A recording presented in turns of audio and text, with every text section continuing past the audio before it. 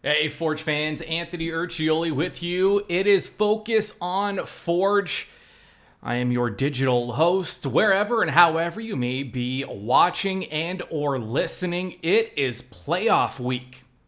We've been waiting a long time. It's finally here. Those games mattered, but these ones matter a little bit more because Forge, Cavalry, you could not have asked for a better semifinal. I mean, when we're talking about a two-leg semifinal, which two clubs do you want to see play each other back to back in a home and home?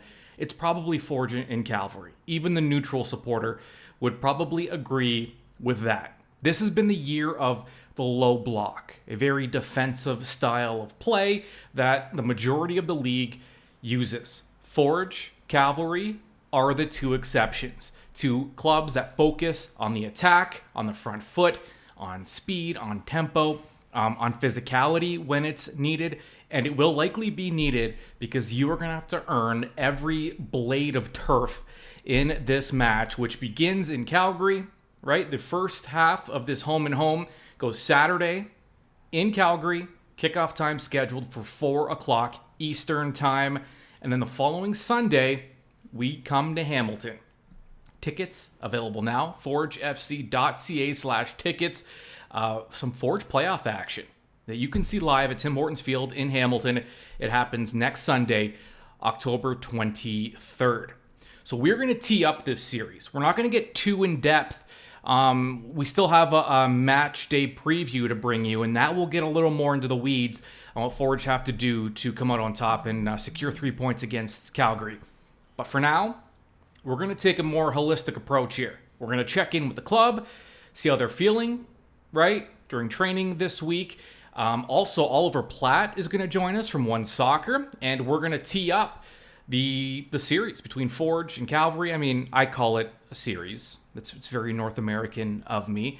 But the two-leg semifinal between Forge and Cavalry, Ollie's going to help us out. And I know this is Focus on Forge, but we're all Canadian soccer fans, right? So we're also going to take a look at the other series, Ottawa Pacific, which should be interesting. Now, if you're a Forge fan, and I'm assuming the majority of you watching and or listening are, you are probably going to want to cheer for Pacific in that series. Hold your nose and cheer for Pacific, because if Pacific comes out of that series and Forge comes out of their two-leg semifinal against Cavalry, Forge would host the one-game championship match, a rematch of last year's final at Tim Hortons Field in Hamilton. This time, we're not going to have any freezing rain/snow because it's not going to be a December match. It's going to be an October match. And regardless of the weather conditions, we do know that Forge will not be traveling far. They had that midweek CONCACAF match last year, right before their final. It was terrible scheduling, but that's besides the point. We're getting ahead of ourselves. I do that a lot, but we're allowed. We're allowed. The club, they have to stay focused on the next match. We're afforded the luxury of being able to look ahead, and so we're going to do that. But so we'll talk to Oliver Platt shortly. Before we do that, though, let's gauge the temperature at Tim Hortons Field. The club training this week, preparing for Cavalry. And I caught up with head coach, technical director Bobby Smyrniotis. Also spoke with winger David Choiniere and striker Woobens, Pacius. So we're going to hear from all three. Let's start with Bobby. His thoughts this week as they head into their first leg of their two-leg semifinal against Cavalry out west. Does it feel like playoff week here? Yeah, it's quite interesting. You know, you think back and we're sitting here in mid-October, and last year you're playing playoffs in December. So you kind of feel like it's a little bit early, but of course we're prepared for it. This is what you start the season for. This is the way to a championship in the CPL, and we're looking forward to it. All the big moments this club has been through over the years, CONCACAF, Canadian Championship. I know you're confident in your guys to step up in the big moments. Are you equally as confident in some of the younger players who might be getting their first taste of pro playoffs? Yeah, of course. They've lived through the pressure of the season. Every week, your job out here as a player of Forge is to compete at the highest level. and try and win as many matches as possible. And I think that's what helps in the long run with these games. We've also had a couple of big games and big moments this year with this squad, and playing in the Canadian Championship final with Toronto FC, playing in Champions League against Cruz Azul. So the players have faced some of the best in the region. So I think that prepares them for what comes in the playoffs. I mean, you've seen Cavalry so many times now. Do you see each club maybe putting in some extra wrinkles to throw the other off, or do you pretty much know each other pretty well by this point? Yeah, I think for the most part we know each other. We know Cavalry will be a team that's going to be tough to play against in the playoffs. You know, they're going to make the game quite physical when they need to. It's something that they've shown through the season, and you know, when it comes to the do or die moments, especially at their home field, I think that'll be something that they bring to the game. You know, we've had a lot of success playing at Spruce Meadows, and I think we need to be able to continue that and look at, you know, the past success and just make sure we're our best version of ourselves on that day. It really is remarkable when you think of all of the big games these players, coaches have been through. And these next two, you know, Pacius is a guy that has been, Choiniere especially, because he's been with Forge a little longer. He's seen a little more. You know, he was there for the title in the first year. Here's David Choiniere and his thoughts heading into Calgary this weekend. I think we go there pretty confident. We know ourselves. We've been in tough situation before, but we know also we need to show up on the game day. I think all that matters. Nothing else matters outside. It's the 90+ minute that we're gonna have to go full on. You know, this kind of was the year of the low block, with a lot of teams playing that defensive system. Forge Cavalry, though, sticking to their roots and more aggressive, more offensive, front foot. Do you feel like this is kind of the ideal matchup for even the neutral supporter, where we should get an entertaining kind of back and forth fight? I mean, I think if we look at the 4 games we played this year against them, it was 4 good games, entertaining games, goals from both sides, and tough matchup. I think this is gonna be a good matchup. I think we're excited. We're excited to entertain the league, to entertain ourselves, and have a good game. And last but not least, the Forge player nominated, by the way, for best 21 and under player in the CPL this season, Woobens Pacius. I caught up with him, and full disclosure, the news of Pacius' nomination came out very soon after I had a chat with him. So while I didn't ask him about his award, we will definitely get that opportunity in the near future. He, and I believe anyway, is a little more focused on this match with Cavalry. Here's Woobens. We finished the season last week with a good result. Now we are all focused for the playoffs, especially against Cavalry. We know that it's going to be 2 big games, so of course we're all ready for that big matchup. Having the 2 matches, the aggregate, the home and away, does it change anything? Any kind of, you know, strategically? Do you play the first game differently than the second? No, I think for both games we want to have the result, especially that the away goals doesn't count. And we don't have overtime, so it's straight to PKs. We want to finish the game at 90 minutes with the 3 points for both games. So, I think we're going to approach the game the same way. This has been the year of the low block, with a lot of teams playing very defensively. Forge, Cavalry are the exceptions. Are you expecting more offense? Do you think even for the neutral supporters that this should be an entertaining battle? Yeah, I think for us, and Cavalry, we want to play forward, we want to score goals. So no, I don't think it's going to be like a multiple game this year when a team was sitting back and waiting for us to attack. I think it's going to be entertaining for the fans and for the players also. All right, I mean, this sounds like a club that's ready. Again, we'll get a little more in depth and preview this match in Calgary. We'll get into the weeds a little bit more in the match day preview, which will be dropping shortly. Make sure you subscribe to the Forge Audio Network, whether it be via podcast on YouTube, or whether you get all of your Forge content on social media, or maybe all of it. Just subscribe to all of it, turn on your notifications, and you'll get the full Forge experience. We have a match day preview coming out, as well as 3 keys to the match, and we'll delve into what Forge need to do to secure. I think earlier I said 3 points. That's not completely accurate. They're not going for 3 points here.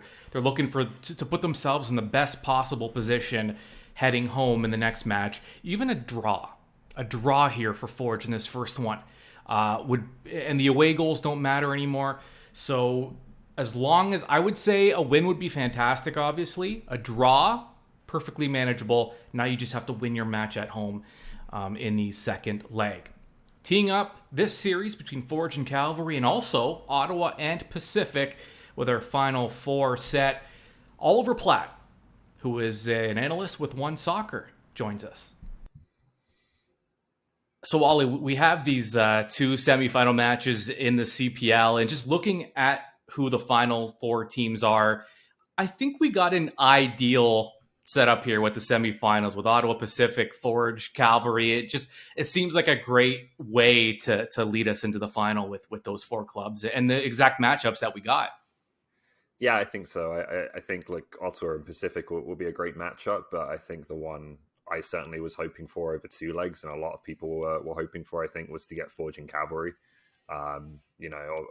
Obviously, like you said, there's so much parity in the top four that I don't think you could really go wrong with any of the matchups. But that one, just with the rivalry that's there, the history that's there with it, I'm really excited to see those two teams play, and to get to see it home and away in Calgary and in Hamilton is going to be pretty special. So yeah, I was pleased to see how it panned out on the last weekend. And it's interesting because I mean we're the sports rivalries out there, and we grew up with a lot of them in spanning all kinds of different sports. This one's unique to the fact that, and I've at least Forge home matches, I've seen so many from field level, and the Cavalry Forge matchup feels different. It feels a little, it's more intense. It's the coaches are more engaged, the bench is more engaged. These teams really want to beat each other, and for that hatred on the field, the fact that these two teams also respect each other so much, I think that's where it's unique to some of these other rivalries, is that the coaches respect each other. It's a small league. The players respect each other. It just adds an interesting element to this rivalry. Yeah, for sure. And I think you can only really build that through big matches, right? And playing in them consistently. Like I know people look at kind of local rivalries and, teams that are in close proximity to each other and kind of think that natural rivalries would develop there. And of course they do. But I don't think there's really anything better than two teams who have been competing head to head for titles over a period of time. Even if it's just 1 year, like it was in the first season, it really develops pretty quickly. So those are the games for me in any league in football that always have had the most intensity and the most about them is when you've got two teams over a sustained period of time that are successful, that are winning, both like to attack, play in different ways, but both have very positive styles, I think, and just want to go toe to toe. I know we'll probably get a more cagey version of the matchup because it is the playoffs and there's so much on the line. But yeah, I just think the way these two teams have played quite a number of games now over a period of a few years, they've almost all been extremely close games with not a lot in them. And quite often they've been for real meaningful points or playoff games or whatever the case may be. It just builds an intensity that I think is probably unique to this matchup, I think, compared to any other in the league. Yeah, and it's also interesting that the teams don't really acknowledge it as a rivalry, which we always kind of give this look like, okay, you guys aren't rivals, but we obviously know. Why do you think it's played down so much by the actual participants in this rivalry? Yeah, it's a good question. It became a bit of a running joke. Like I remember a season or two ago, they were both saying, we don't see it as different to any other game, and it's clear they do. Yeah. I honestly don't know the answer to your question. I guess it's just a case of kind of not wanting to build it up for the players too much and have that kind of I don't know whether it's pressure or tension or anything that inhibits their performance and prevents them from just playing naturally. But there's no question that when these two teams meet, and particularly in playoff games like these, it's a totally different thing to an ordinary matchup in the regular season between two other teams in the league. It's also interesting when and you mentioned both clubs have that kind of front foot attacking style, and this has been kind of the year of the low block with a lot of clubs playing, sitting back and defending. So even for, just for soccer fans, for the neutral supporter, the Cavalry Forge matchup, it's unique in the fact that it's just going to look a little different than some of the other matchups. It's almost inherently more intense, just the way the two clubs like to push and play that up-tempo style. Yeah, I think that would be interesting to see because I think you're right for sure that they both do have positive styles, and there's quite often goals in these games during the regular season, and I'll be interested to see if that actually changes during the playoffs or not, because I think it did in the first year. Obviously, 2-1-0 results in either leg. So, I think when we get to this stage of the season, there can be a bit more caution. I do think a lot of the times when you look at the way the playoffs have gone in past seasons in this league, it's mistakes decide games, set pieces decide games, individual moments of magic often decide them, and they're really, really fine margins, which I do think encourages the team sometimes to be more cautious than they normally are. So we'll see if that's the case, right? If there's a bit more hesitancy from either side or both sides going into these matchups, or if they really do just want to go toe to toe and give us, what would be an extremely exciting playoff series if they go that way. And, Bobby Smyrniotis, in matches like this, he always says, throw-ins are the most important part of the game. It's the details because, the margins are so narrow when these two clubs play. I think only, once it's been, there was a 2-0 result, and I think the rest have been 1-goal matches. And this season, they've all been 2-1. So, the margins are so thin that it might just come down to one mistake that could cost you, your postseason spot.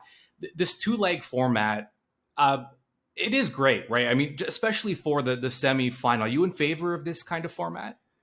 Yeah, I actually like it for the semifinal and keeping the final one leg. I just think from the league's perspective, I think having that one game final is a great thing to be able to sell to, casual fans, to the rest of the country, people who might not normally watch, just to be able to say this is our final. It's one game. I'm not really a big CFL guy, but I'll watch the Grey Cup, right? Normally, and I think it can be that kind of event for the league. So I like that. But then, I agree. Giving it 2 legs over the semi-final gets you in both stadiums, gets both fan bases a chance to watch their teams in a playoff game. Creates just, I think, a bit more drama and prolongs the drama over a bit of a longer period. So it was certainly good in the first season. Like I said, when we saw these two teams meet over 180 minutes, we had goals, penalties, red cards, all sorts, right? So hopefully we get a repeat this time. Is there and I know, I guess theoretically there's an advantage to hosting the second of the 2-leg. Is it really much of an advantage? I mean, I guess it all depends what happens in that first match. And I guess it's nice playing at home, knowing what you need to do in order to win. But I mean, is there basis in this that there is an advantage to playing that second match at home? I think it depends on the circumstances. I think there can be.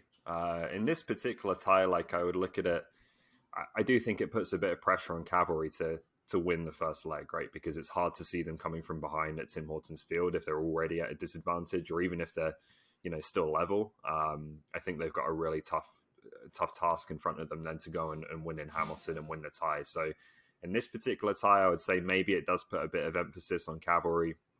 Firstly, just playing well in the first leg, but also maybe being a bit more attack-minded and taking a bit more risk, which could be something that works in Forge's favor.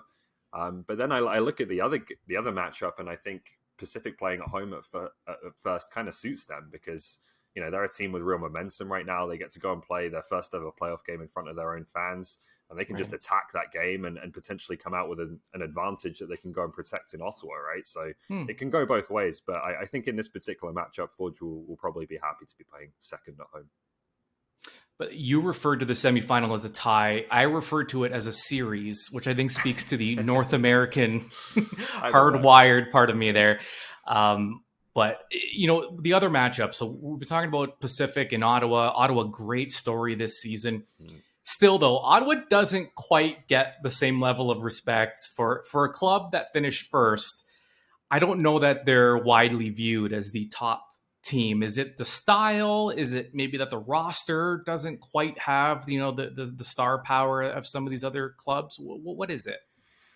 Probably a bit of both, I think, although I don't know that I'd necessarily agree about the roster anymore. I think the more this season has gone on, Blue Tabla has really emerged as a special player in this league. I think there's players who are underrated, like Carl Howarth has been a really good player for years and years for the Fury, and now for Atletico Ottawa as well. I think he's a player who, is right up there in terms of wide players in the league and doesn't really get talked about in that way. So probably a bit of both, but the style, I think, is probably where people have questions, that they tend to be a team that doesn't have as much of the ball, or is comfortable not having the ball, absorbing pressure, kind of playing teams on the break a little bit more. Don't necessarily impose themselves on games as much as Forge and Cavalry and Pacific at their best can do. So that's part of it as well. But I do think that style could actually be quite suited to playoff football. Like we've seen with Atletico Ottawa, they've gone everywhere in the league and got a result, right, in terms of the playoff teams they're going to be facing. So I actually think they're quite well suited, but maybe it's also just kind of the newness, right? They haven't been in the playoffs before. People don't know fully what to expect. Do people believe that a team can go from last place last season to champions this season? Maybe they've still got a bit of convincing to do with people, but I think they're a genuine threat. And I mean, the fans are excited. I think, the Ottawa's season is good for the league as a whole, because you're in a new-ish market, and the fans are getting on board with their club. And from what I hear, ticket sales are going really, really well for that home match, the home leg against Pacific. So I think it's probably just a good story for the league overall. The one club I can't figure out is Pacific. And part of it is because they've gone through so many changes this season with that roster. What is Pacific? Because even stylistically, I'm not even sure I can really pick up on what they are, what their identity is. Yeah, I sometimes I think this is overly simplistic, but I'm not sure it is in this case with Pacific. Like, I think there's two different teams. There's the team with Aparicio and without Aparicio, who for me is the best player in the league right now. And he's someone who, firstly, he's a quality player in his own right. I think we've seen that, both while he was at York and now at Pacific as well. But he's also someone who just kind of sets the rhythm for the whole team, right? Like, I think Pacific at their best, they're pressing you, they're getting in your face, they're creating turnovers high up the field and then attacking very quickly off those turnovers. And Aparicio is maybe the best midfielder in the league in terms of creating those types of situations. He's got so much energy, just endless running, and then the quality to use the ball when he gets it as well and score and create goals. So you could kind of see, as he's come back into the team in these last few weeks of the season, the different dynamic in the team because of his presence in midfield. So that team, I think, with him there, and obviously he's healthy and out of suspension trouble now, that team, I think, is a real force. Without him, they really struggled, and that probably speaks to the amount of departures they've had to deal with this season. They've not got the same depth, I don't think, as they did last year, but on their day with him in the team, with Bustos going, Josh Hurd is another really good player as well. Pretty solid backline. I think they can go toe-to-toe with anyone when they're at their best. Yes, and if Pacific makes it through and Forge make it through, we can have... Forge can get some revenge for what happened last season at Tim Hortons Field, but we're still a long ways toward that. Oliver Platt, as always, thanks so much, and enjoy the weekend. Thanks, Anthony. You too. All right, that was Ollie, and... I'm Anthony Urciuoli. This has been Focus on Forge. As I mentioned earlier, make sure you subscribe. Stay tuned. A lot of content dropping this week, including the match day preview, where we'll get a little deeper into that first leg of the two-leg semifinal between Forge and Cavalry. All right, we will talk to you soon. Enjoy the match, and don't forget, we'll see you at Tim Hortons Field next weekend. Secure your playoff tickets now, because they're going to move. Semifinal action at Tim Hortons Field, forgefc.ca/tickets. We will talk to you very soon.